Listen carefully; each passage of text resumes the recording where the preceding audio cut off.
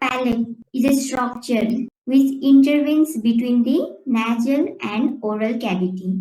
Palate is a structure which intervenes between the oral and nasal cavity. So this palate, it forms the floor of nasal cavity and roof of oral cavity. Palate, it forms the roof of oral cavity and floor of nasal cavity. So this palate, it consists of the two components. Anteriorly is the hard palate, posteriorly is the soft palate. Hard palate is a bony component. It is a bony component, and the soft palate is a fibromuscular curtain or the structures. The hard palate, it is made up of two components. Anteriorly is the palate process of maxilla, and posteriorly is the horizontal plate of palatine bone. Anteriorly is the palatine process of maxilla. Foster also you have studied this. Anteriorly is the palatine process of maxilla, and posteriorly is the horizontal plate of palatine bone. Posteriorly is the horizontal plate of palatine, and the surface which is close to the nasal cavity, its lining epithelium is, what is the lining epithelium of nasal cavity? Respiratory system. Columnar. Ciliated columnar epithelium. Ciliated columnar epithelium. And the part of the palate which lies near to the oral cavity, its lining epithelium is the non-keratinized stratified squamous epithelium. Non-keratinized stratified squamous epithelium. Now the soft palate, it is a fibromuscular glandular curtain which hangs on the posterior border of the hard palate. Posterior border of hard palate. See, it is a fibromuscular glandular curtain which hangs on the posterior border of the hard palate. This is the bony framework anteriorly. Posteriorly is the soft tissue, and it is attached on the posterior border of hard palate. It is the structures which is attached on the posterior border of the hard palate.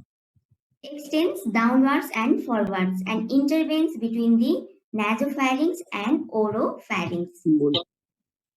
It intervenes between the naso and the oropharynx.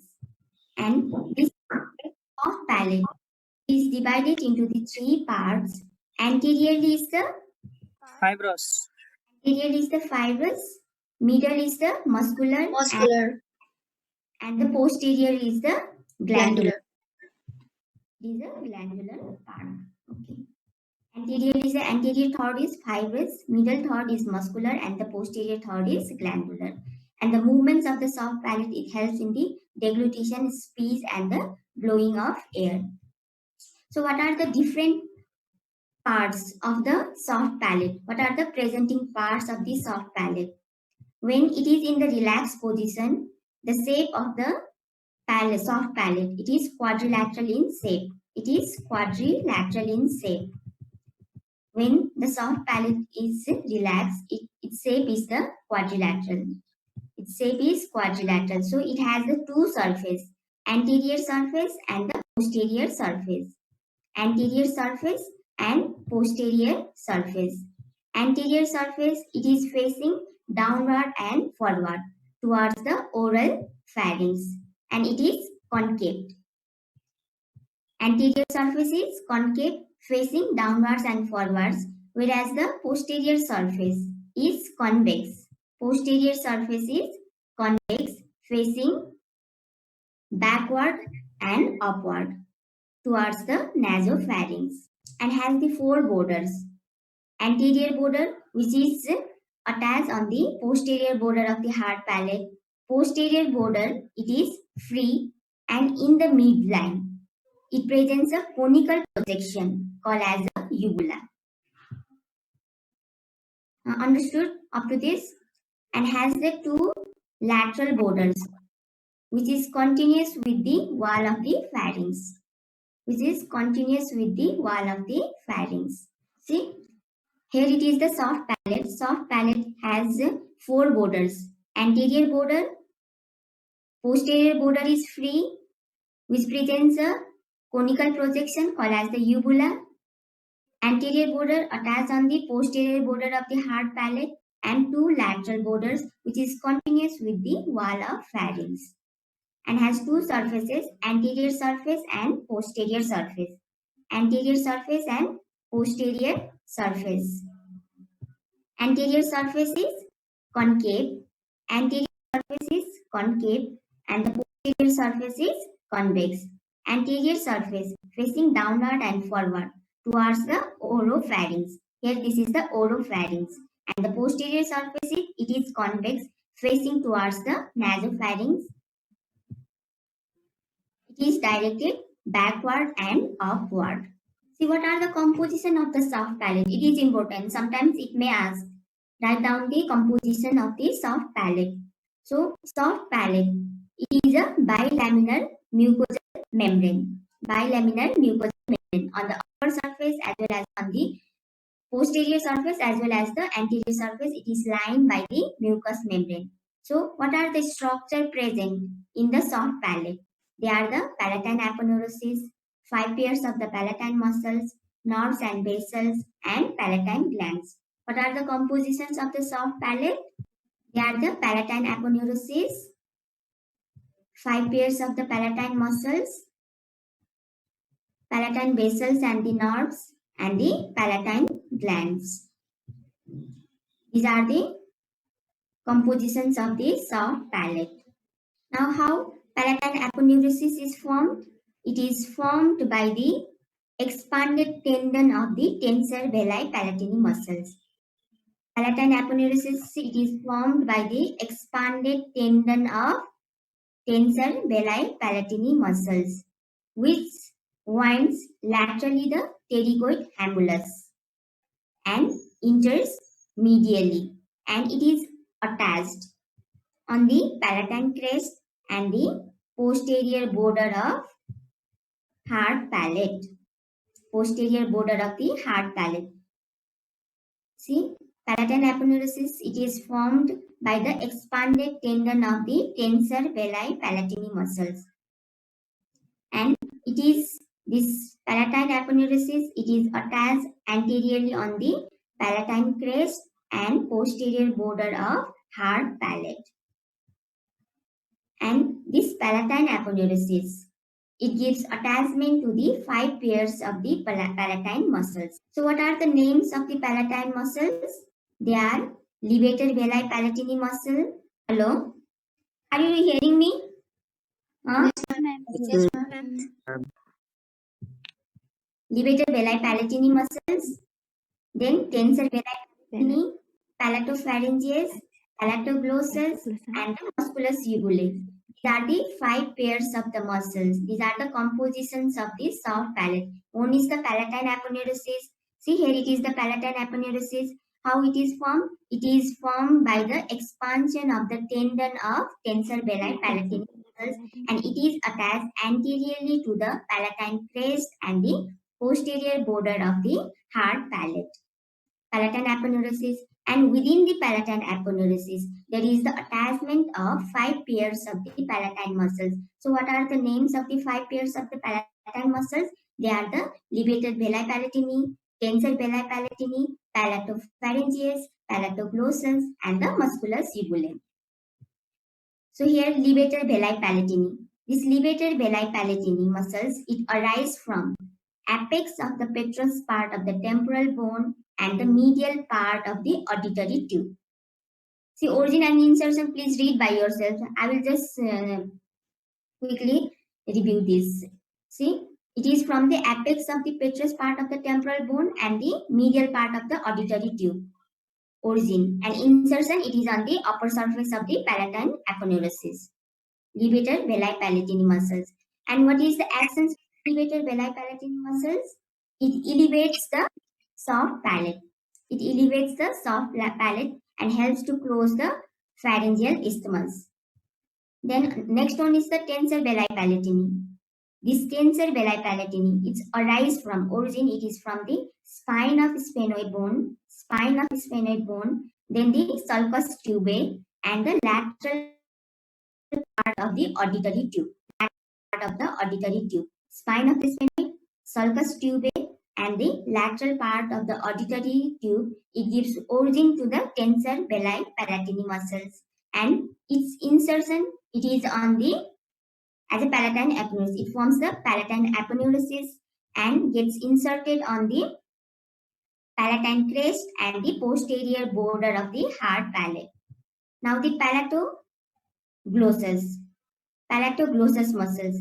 It is arise from the base of the uvula. See here, this is the uvula. It is a conical projection on the posterior border of the soft palate. So from the base of the uvula, it gives origin to the palatopharyngeus as well as the palatoglossus muscles. They arise from the base of the uvula. So palatopharyngeus, its insertion, it is on the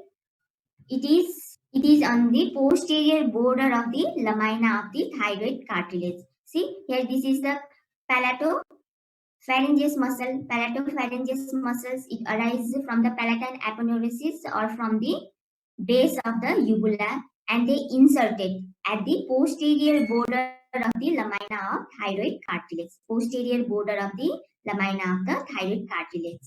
And here it is the palatoglossus. Again, the palatoglossus muscles, it arise from the palatine aponeurosis of the base of the uvula and get inserted into the anterior 2/3 and the posterior 1/3 of the tongue. Where it is attached, palatoglossus. Glossus means tongue. So it is attached on the anterior 2/3 at the junctions of the anterior 2/3 and the posterior 1/3 of the tongue. Now the musculus uvulae. This musculus uvulae, in the hard palate, there is a posterior nasal spine. So musculus uvulae arise from the posterior nasal spine and it's attached on the palatine aponeurosis, base of the uvula. Now, this levator belli palatini muscles, palatopharyngeus muscle, and the palatoglossus muscles, it forms a U-shaped slings. It forms a U-shaped slings. See, right and the left levator palatini muscles. It fuse in the center. It meet in the center and forms a U-shaped sling. U-shaped slings of the muscles. It functions is to elevates the soft palate. It functions is, see, when you pull the U-shaped sling upward, this soft palate, it becomes the horizontal and helps to close the pharyngeal isthmus. So its functions is to elevates the soft palate. Now another sling is the sling of the palatopharyngeus muscle. Sling of the palatopharyngeus muscles, which winds the posterior wall of the pharynx, and helps to close the pharyngeal isthmus. This pharyngeal isthmus, it is a communications between the nasopharynx and oropharynx. Pharyngeal isthmus, it is an communications between the nasopharynx and the oropharynx. So during the blowing of the air speech, this soft palate has to become the horizontal, and also the sling of the palatopharyngeus, they approach with each other to close the pharyngeal isthmus, so that there is no communications between the oro and the nasopharynx. Now another sling is the sling of the palatoglossus muscles. It is present around the oropharyngeal isthmus. So when there is a contractions of these palatoglossus muscles, it pulls the posterior 1/3 of the tongue upward, so that there is no communications between the oral cavity and the oropharynx. It helps to close the oropharyngeal isthmus. Now arterial supply, they are supplied by the greater palatine branch of the maxillary artery, ascending palatine branch of facial artery, palatine branch of ascending pharyngeal artery. Greater palatine, ascending palatine, and the palatine branch. Now the venous drainage, it drains into the pharyngeal venous plexus. Venous drainage, it drains into the pharyngeal venous plexus. Lymphatic drainage, it drains in the retropharyngeal lymph nodes and the upper group of deep cervical lymph nodes. Retropharyngeal lymph nodes. Retro means behind the pharynx. Behind the pharynx is the retropharyngeal lymph nodes and the upper group of deep cervical lymph nodes. So nerve supply is important. Compositions of the soft palate and the nerve supply. So nerve supply. All the muscles, they are supplied by the cranial part of the accessory nerve to the pharyngeal plexus except the tensor belli palatini muscle. See, all the muscles, they are supplied by the cranial part of the accessory nerve except the tensor belli palatini muscle. That tensor belli palatini muscles, they are supplied by the mandibular nerve. Okay, all muscles supplied by the cranial part of the accessory nerve except the tensor belli palatini, which is supplied by the mandibular nerve. And general sensory, this is the motor nerve supply, motor innervation. Now, what is the general sensory innervation?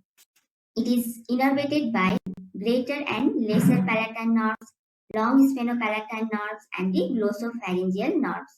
And the special sensory via the glossopharyngeal and the lesser palatine. See, motor nerve supply. All muscles of the soft palate, they are supplied by the cranial part of the accessory nerve except the tensor belli palatini, which is supplied by the mandibular nerve. General sensation via the greater and the lesser palatine nerves, long sphenopalatine and glossopharyngeal nerve. Special sensation again via the glossopharyngeal and the lesser palatine nerves. Now, we said that the cranial or motor nerve supply of the soft palate, they are supplied by the cranial part of the accessory nerve via the pharyngeal plexus. So how this pharyngeal plexus is formed? It is formed by the vagus nerve, glossopharyngeal nerve, and a superior cervical ganglion of the sympathetic trunk. They are formed by the pharyngeal branch of the vagus nerve.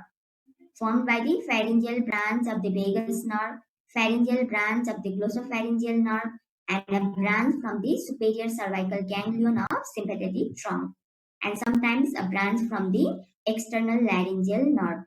And this pharyngeal plexus, it lies on the buccopharyngeal fascia. Buccopharyngeal fascia. So how pharyngeal plexus is formed? How pharyngeal plexus is formed?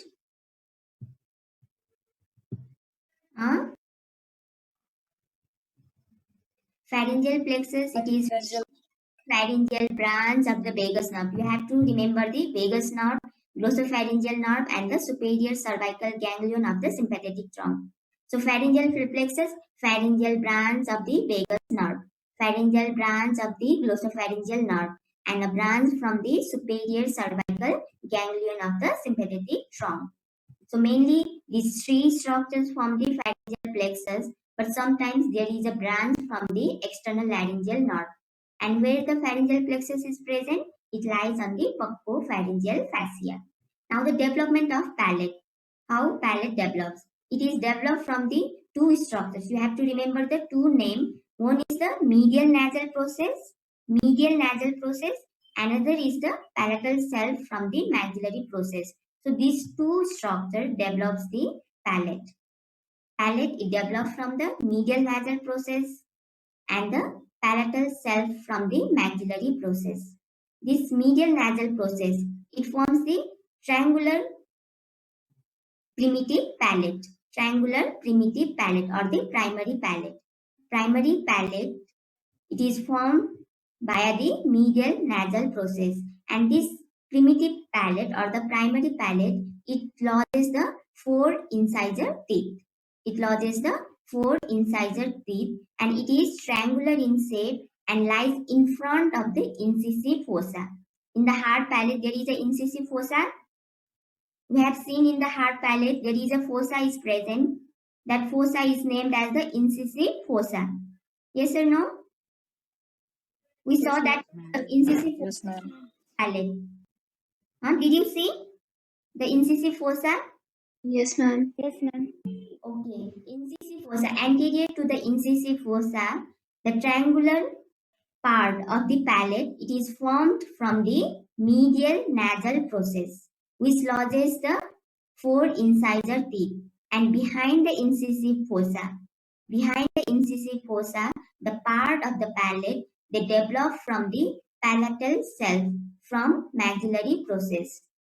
So anterior to the incisive fossa is the primary palate and posterior to the incisive fossa is the secondary palate. So this primary palate formed from the medial nasal process and the secondary palate formed from the palatal self from the maxillary process. So this primary and the secondary palate they fused and forms the palate.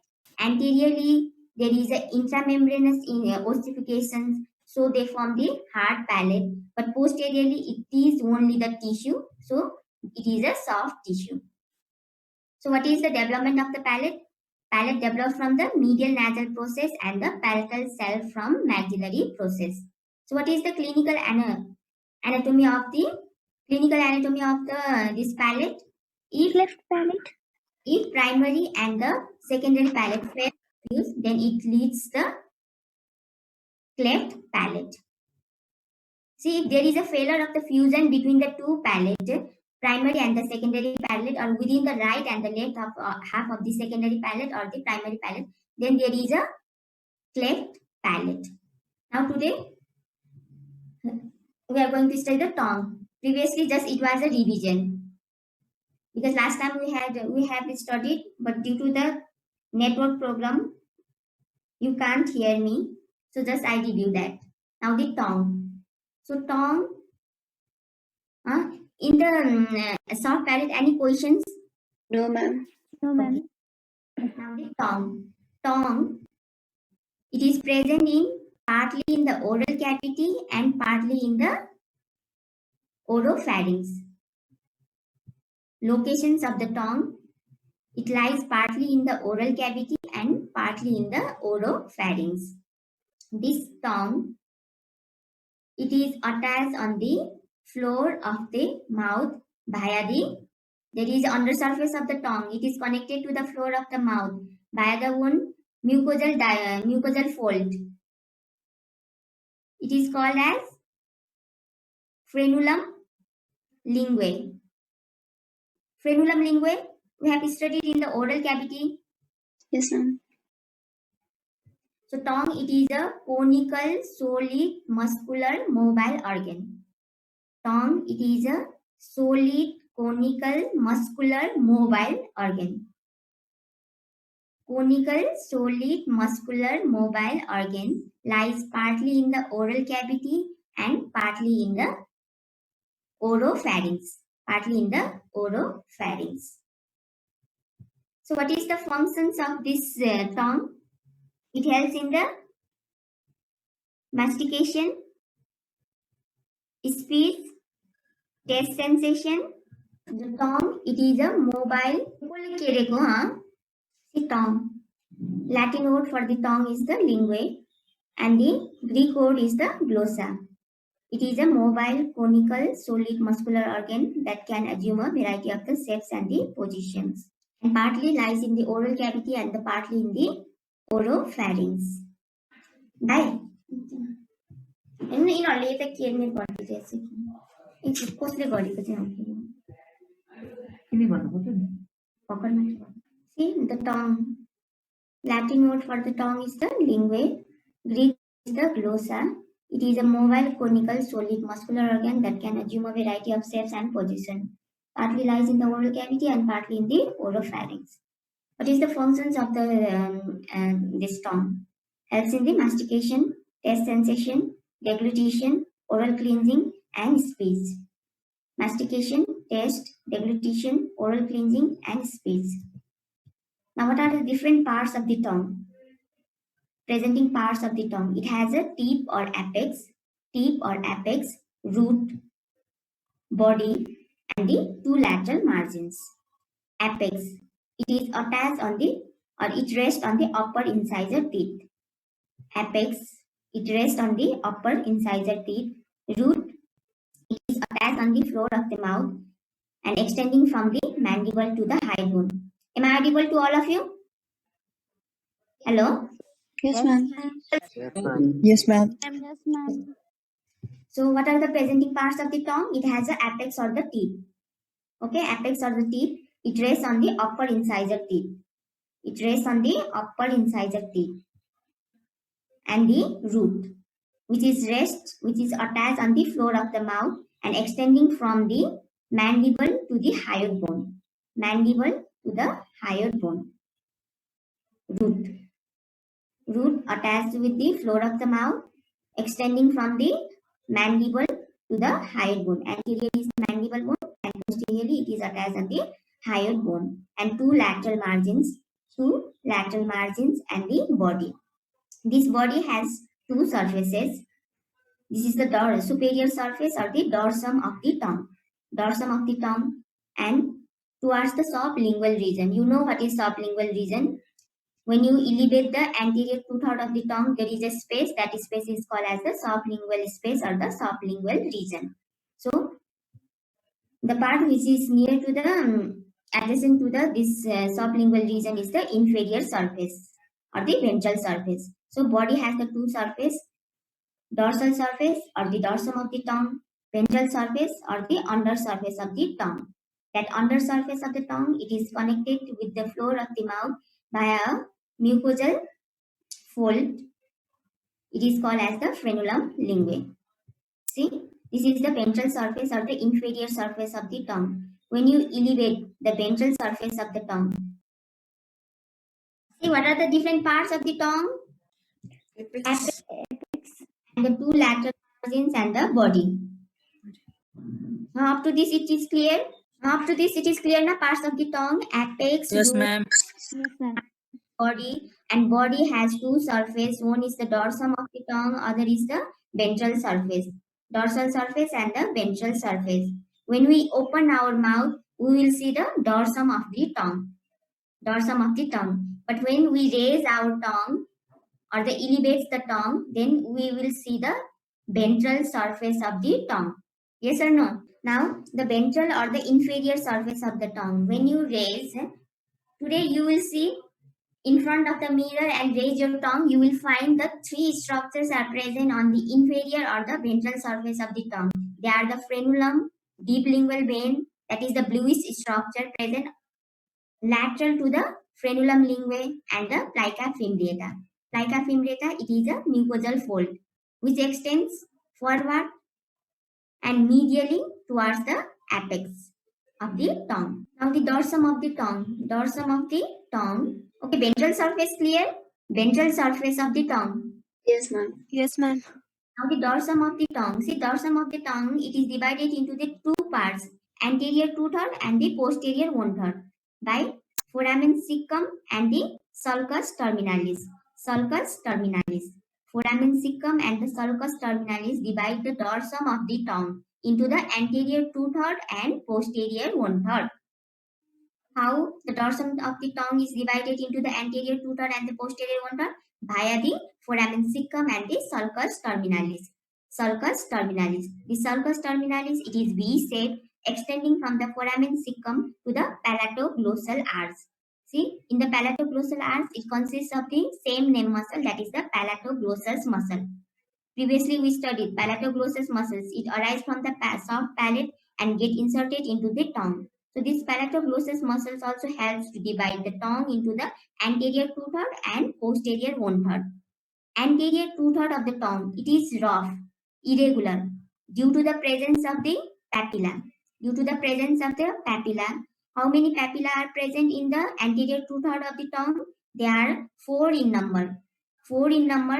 And the names of the papilla are the fungiform papilla, mushroom-shaped papilla, so it is named as the fungiform papilla. Filiform papilla, it is a conical projection. It has a conical projection. Foliate papilla, which is present, it is a vertical folds. They are the vertical folds present in front of the palatoglossal arch. There are the vertical folds. They are named as the palatoglossal arch. In front of the palatoglossal arch, there is a vertical folds are called as the foliate papilla.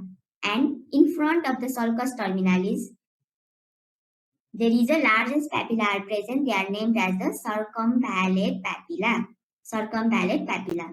So, in the foliate papilla, circumpallate papilla and the fungiform papilla, there is a presence of the taste buds. But in the filiform papilla, there is absence of the taste bud. Okay, in which papilla there is absence of the taste bud? Fungiform, filiform, foliate, circumpallate papilla. Filiform. Papilla, absence of the taste bud, but it provides a roughness to the tongue. Roughness to the tongue, so that the food can be easily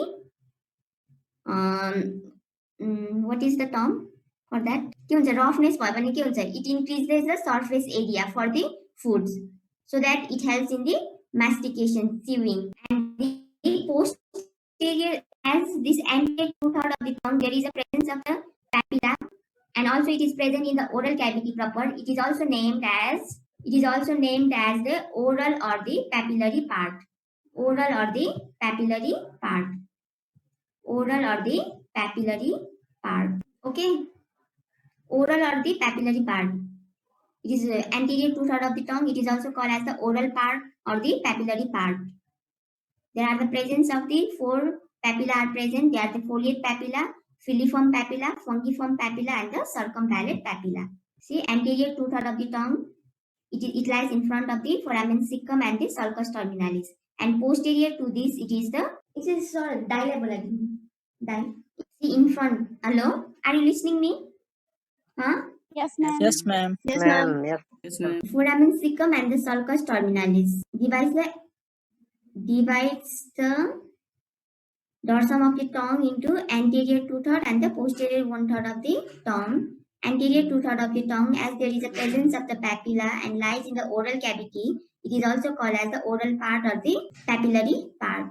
And there is a presence of the four papilla are present: filiform, fungiform, foliate, and the circumpallate papilla. Among them, circumpallate papilla is the largest one. It lies in front of the sulcus terminalis. And the posterior one-third of the tongue, in the posterior one-third of the tongue, there is absence of the papilla, but there is a presence of the aggregations of the lymphatic tissue, and they are arranged in the lymphatic nodules, and that collectively it is called as the lingual tonsil. And this posterior one-third of the tongue, it lies in the pharynx, oropharynx. It is also called as the pharyngeal part or the lymphoid part. Absence of the papilla, but there is a presence of the lymphoid nodules. That lymphoid nodule collectively called as the lingual tonsil. And the posterior most part of the tongue, it is connected to the epiglottis. Via median glossoepiglottic fold and the lateral glossoepiglottic fold. Median glossoepiglottic fold and the lateral glossoepiglottic fold. In between these two folds, there is a space. That space it is named as the vallecula. So the posterior one-third of the tongue, it is also called as the pharyngeal part or the lymphoid part. And that posterior one-third of the tongue, it is also called as the base of the tongue. Or the posterior one-third of the tongue. It lies behind the palatoglossal arch and the sulcus terminalis.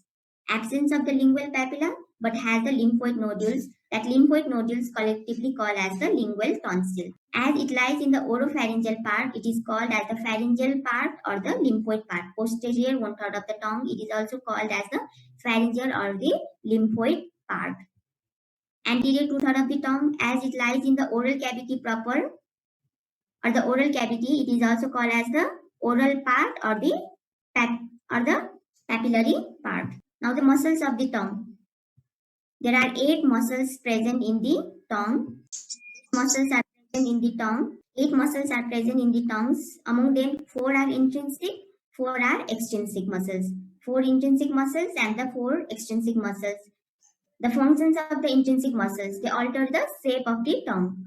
And the functions of the extrinsic muscle, they alter the position of the tongue. So what are the names of the intrinsic muscles? They are the superior longitudinal, inferior longitudinal, transverse, and the verticalis. Superior longitudinal, inferior longitudinal, transverse, and the verticalis. These are the intrinsic muscles. Intrinsic muscles, their origin and insertion, it is within the tongue. Extrinsic muscles, functions to alter the position of the tongue. And the name of the extrinsic muscles, they are the genioglossus, hyoglossus, styloglossus, and palatoglossus. Its origin outside of the tongue and get inserted within the. See the tongue, it is divided into the two right and the left half by a median fibrous septum or the median sulcus into the right and the left half, and each half it consists of the 4 intrinsic muscles and 4 extrinsic muscles. Intrinsic muscles, what is its function? It's change the shape of the tongue. It changes the shape of the tongue, whereas the extrinsic muscles, it alter the position of the tongue. So what are the names of the intrinsic muscles? They are the superior longitudinal, inferior longitudinal muscles, and verticalis muscles and the transversus muscles. These are the name of the intrinsic muscles. Its origin and insertion, it is within the tongue. Whereas extrinsic muscles, its function is to alter the position of the tongue, and its origin, it is outside of the tongue and inserted the tongue. The sound is audible or not? Am I hearing you or not? Ma'am. No, ma'am. I'm not clear, ma'am. Clear sign, ma'am. Clear sign. केही पनि सुन्दिनँ ma'am एकदमै फगी आएको आवाज सुन्यो? Let's explain tomorrow. These muscles are present in tongue. 8 pair. 8 pairs. 8 muscles. They are the intrinsic. 4 are intrinsic. You want to ask any questions? What are the names of the papilla? Fungiform papilla, folded papilla, filiform papilla, and the circumvallate papilla. Circumvallate. Can you name those folds? Lateral glossoepiglottic and the median glossoepiglottic fold. So you got glottic fold, and in between these two folds there is a space. That is space it is made as a Vallicular. Very good. question regarding the soft palate as well as the tongue of the tongue.